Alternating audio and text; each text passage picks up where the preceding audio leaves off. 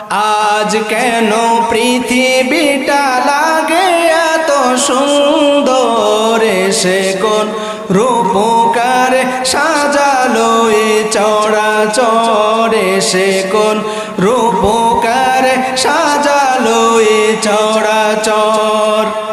চারদিকে নবরূপে করে ধরা ঝলমল, সয়রূপ দেখে হয় আখি দয় সুশীতল, আখি দয় সুশীতল।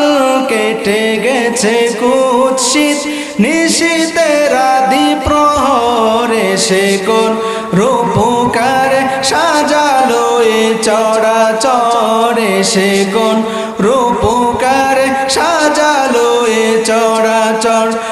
আজ কেন পৃথিবীটা লাগে এত সুন্দর, সে কোন রূপকারে সাজালো এ চরাচরে, সে কোন রূপকারে সাজালো এ চরাচর।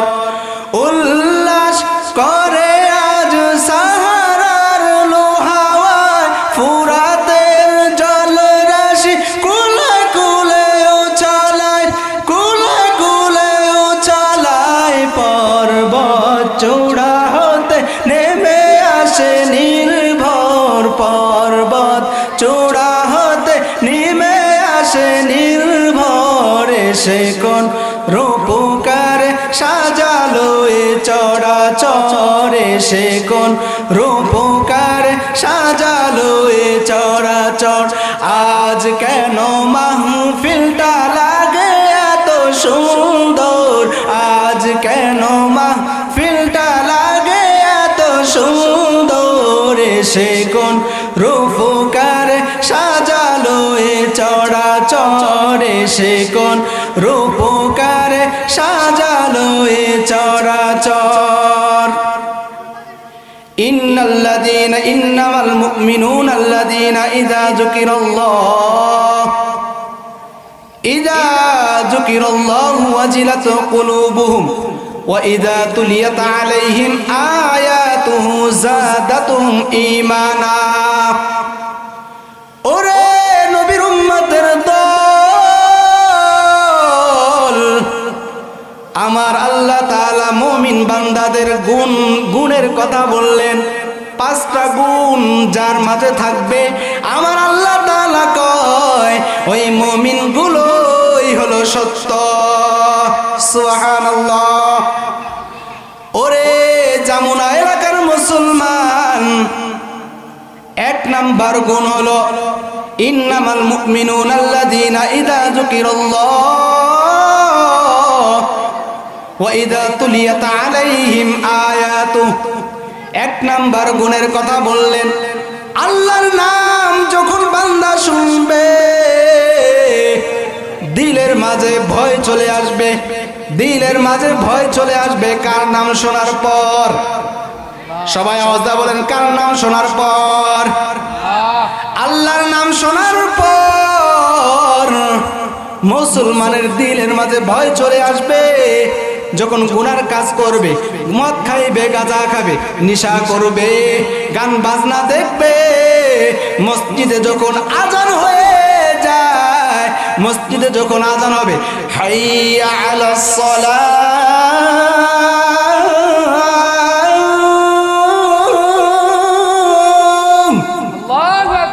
মসজিদে যখন আজান হবে, বান্দা গুনার কাজ ছেড়ে দিবে, নামাজের জন্য দৌড়ায়া যাবে।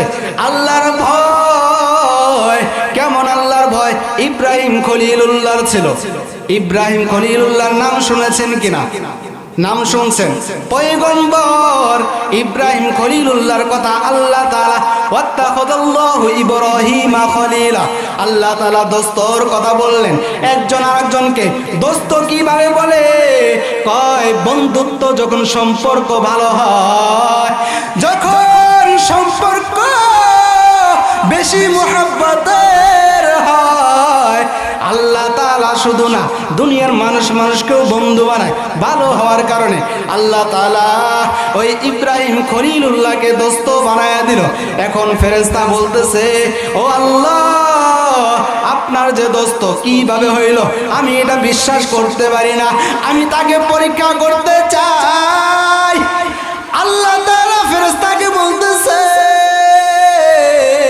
ফেরেশতার দল তুমি পরীক্ষা করবা কোথায় থেকে?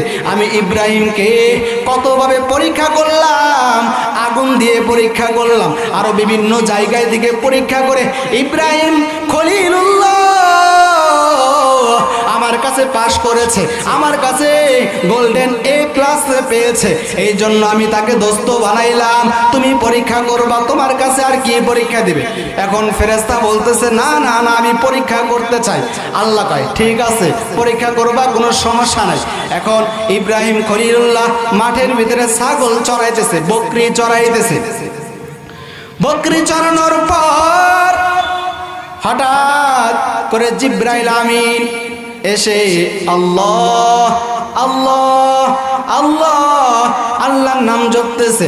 এখন ইব্রাহিম খলিলুল্লাহ প্রথম নামটা শোনার পর দুনিয়ায় জমিনে অজ্ঞান হয়ে পড়ে গেল। এখন কিছুক্ষণ পর অজ্ঞান হওয়ার পর জ্ঞান ফেরার পর ইব্রাহিম খলিলুল্লাহ বলল, আল্লাহর নাম কে ডেকেছে? আমি ওই মানুষটাকে দেখতে চাই। আমি কে ডাকছে? জিবরাইল আমিন মানুষের রূপ নিয়ে, মানুষের ধারণ ধরে সামনে এসেছে। এখন বলল ভাই আল্লাহর নামটা কে ডাকলো? জিবরাইল আমিন বলতেছে আমি ডেকেছি। আমি কয় আমি আবার একটু আল্লাহর নামটা শুনতে চাই। আল্লাহু আকবার বলেন, আল্লাহু আকবার, আরো আওয়াজে বলেন আল্লাহু আকবার, আল্লাহু আকবার। ওরে নবীর উম্মতের দল, যখন ইব্রাহিম খলিলুল্লাহ বলল আমি আল্লাহর নামটা আবার শুনতে চাই, জিবরাইল আমিন বলল তুমি আল্লাহর নাম শুনবা, কোনো সমস্যা নাই, কিন্তু বিনিময়ে কিছু দিতে হবে। কি বলছেন? বিনিময় কিছু দিতে হবে। একজন আরেকজনের উপকার করলে অনেক সময় কয় আগে তুমি একটু বিনিময় দাও, তারপরে আমি তোমার উপকার করব। বিনিময় না দিলে উপকার করে না। এখন ইব্রাহিম খলিলুল্লাহ বলল কি বিনিময় দিতে হবে? কয় এই যে তোমার যে বকরির পাল, এই বকরির পাল থেকে অর্ধেক পাল আমাকে দিতে হবে। ইব্রাহিম খলিলুল্লাহ বলল আমার কোনো সমস্যা নাই, যে আল্লাহ আমাকে বানাইছে, যে আল্লাহ তোমাকে বানাইছে, ওই আল্লাহর নাম শোনার জন্য অর্ধেক আমি বকরির পাল দিতে প্রস্তুত। আল্লাহু আকবার বলেন। ইব্রাহিম খলিলুল্লাহ অর্ধেক বকরির পাল দিয়ে দিলেন। আবার আল্লাহর নাম ডাক দেওয়ার পর আবার জমিনে অজ্ঞান হয়ে পড়ে গেল। কিছুক্ষণ পর আবার জ্ঞান ফেরার পর আবার জিজ্ঞাসা করলো, বন্ধু আল্লাহর নামটা আবার একটু জপো, আল্লাহর নামটা আবার একটু দাও।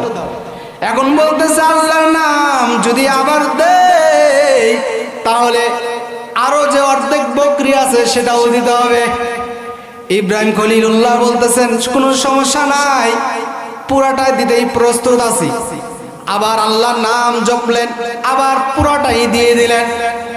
আবার জিজ্ঞাসা করলো আল্লাহর নামটা আবার একটু জপেন। আল্লাহু আকবার বলেন। ইব্রাহিম খলিলুল্লাহ যখন বলল যে পয়গম্বর আবার একটু আল্লাহর নামটা যখন জপতে বললেন, এখন জিবরাইল আমিন বলতেছেন তোমার তো সব বকরির পাল দেওয়া হয়েছে, এখন তুমি কি দিবা? জিবরাইল আমিনের কথা শোনার পর ইব্রাহিম খলিলুল্লাহ বলতেছে যে আমার বকরির পাল গেছে, কোনো সমস্যা নাই, আমার সারা জীবন যতদিন আল্লাহ হায়াত দিবে পুরা হায়াত তোমার গোলামি করব। আল্লাহু আকবার। ওরে নবীর উম্মতের দল, জিবরাইল আমিন বলল তোমার বকরির পাল তুমি পুরাটাই নিয়ে দাও, কারণ আমি তোমাকে পরীক্ষা করার জন্য এসেছি। কি করলেন?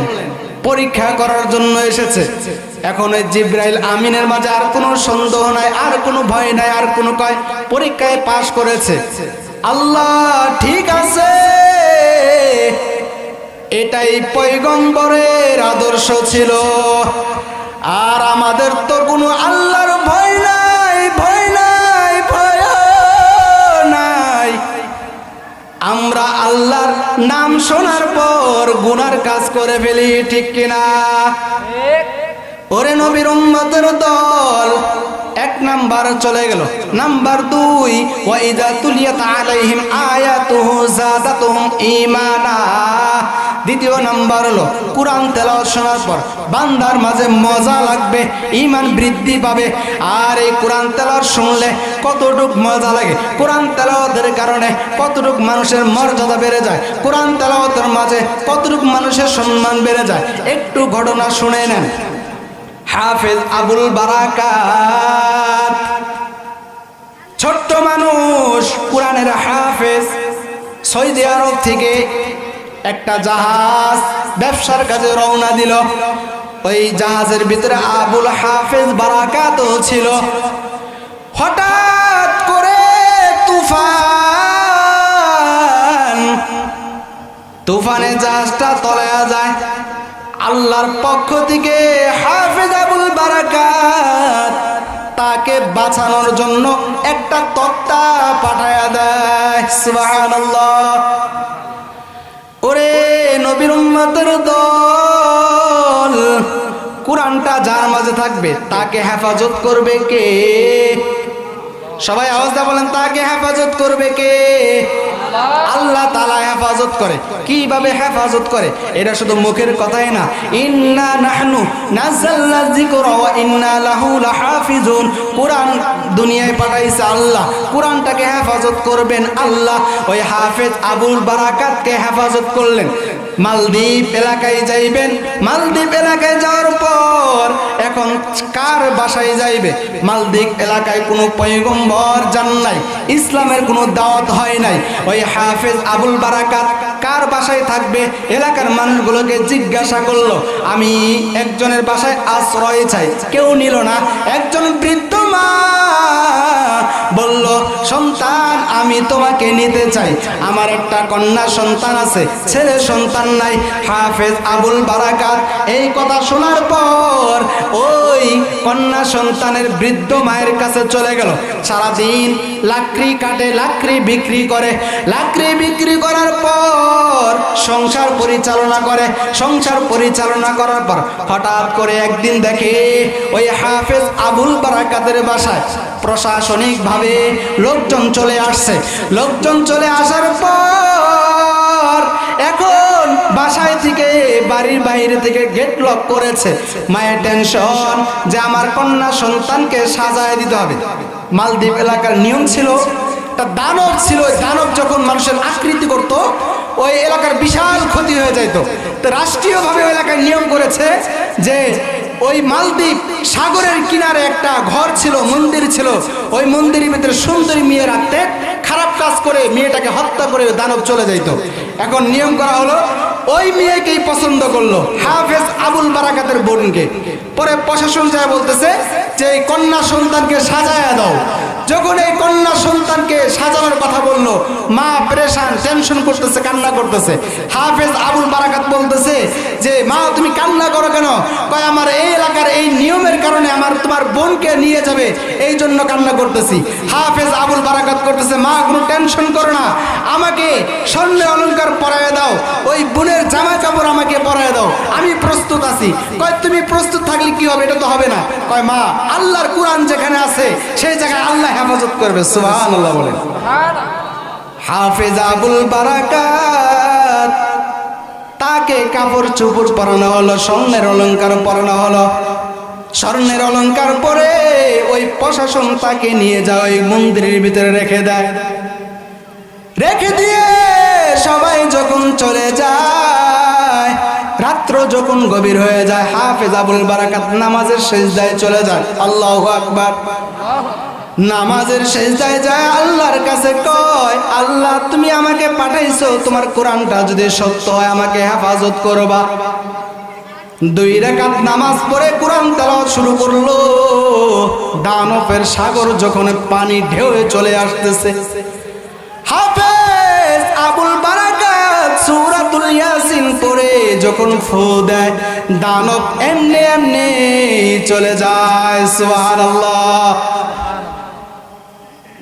দ্বিতীয়বার ওই প্রশাসনের রাষ্ট্রীয় প্রধান যিনি ছিল ওনাকে জানানো হলো। পরের দিন সকালে দেখে হাফেজ আবুল বারাকাত ছেলে মানুষ আছে।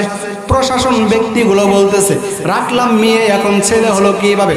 করে তুমি তো মেয়ে রাখো নাই, আমি ছেলে ছিলাম, কিন্তু এমন এমন করার কারণে আল্লাহ তাআলা আমাকে হেফাজত করেছে। কয় তোমার আল্লাহ যদি সত্য হয়, তোমার কোরআন যদি সত্য হয়, তাহলে তোমাকে আবার পরীক্ষা করব। বাদশাহ পরীক্ষা করার জন্য পরে আবার রাত্রবেলা দিল। পরের দিন একই অবস্থা, তার কোনো ক্ষতি করতে পারে নাই। বাদশার কাছে গেলেন। বাদশার কাছে যাওয়ার পর বাদশাহ বলতেছে যেহেতু তোমার আল্লাহ ঠিক, তোমার কোরআনও ঠিক, তাহলে শুধু আমি বাদশাহ না, আমার মহল্লায় আমার দেশে যত মানুষ আছে প্রত্যেককে কালেমা পড়ায়া দাও। আরো আওয়াজে বলেন সুবহানাল্লাহ। এই কোরআন সম্পর্ক থাকার কারণে তার মর্যাদা আল্লাহ বাড়ায় দিছে। এই জামুনার ভিতরে যদি প্রত্যেকটা ছেলে এই মাদ্রাসা চালু থাকে, কোরআনের কারণে ইমাম আবু হানিফার মর্যাদা বেড়েছে, কোরআনের কারণে আবু বকরের দাম বাড়লো, কোরআনের কারণে আলীর দাম বাড়লো, কোরআনের কারণে ওসমানের দাম বেড়েছে, কোরআনের কারণে ইমাম বুখারীর দাম বেড়েছে, কোরআনের কারণে জুনাইদ বাবুনগরীর দাম বাড়লো, কোরআনের কারণে কাঠের দাম বাড়লো, কাপড়ের দাম বাড়লো। আর এই জামুনার ভিতরে যদি মাদ্রাসা চালু থাকে, এই কোরআনের কারণে শুধু ইমাম আবু হানিফা না, ওসমান না, আলী না, জামুনার এলাকার মুসলমানেরও দাম বাড়ায় দিবে কে? আরো আওয়াজ দিয়ে বলেন কে বাড়ায় দিবে? এই জন্যই মাদ্রাসা ধরে রাখার দরকার আছে না নাই? এই জন্য এই মাদ্রাসা ধরে রাখার জন্য যত কিছু প্রয়োজন, যদি জীবন দিতে হয়, যদি রক্ত দিতে হয়, যদি মাদ্রাসায় টাকা দিতে হয়, সব কিছু করার জন্য প্রস্তুত আছেন তো? আল্লাহ তাআলা আমাদের প্রত্যেককে কবুল করে নেন, সকলে আমিন। যেহেতু দোয়া নেওয়ার জন্যই আপনাদের এখানে আসা, সময় খুব কম, আমার থেকেও বড় বড় ওলামা একরাম আছে, প্রত্যেককে দোয়া করবেন আল্লাহ তাআলা যাতে এই মাদ্রাসাকে কবুল করে নেয় এবং আমাকেও যাতে কবুল করে নেয়। আপনাদের জন্য দোয়া করি, আল্লাহ তাআলা আপনাদেরকেও যেন দিনের জন্য কবুল করে নেন, সকলে আমিন।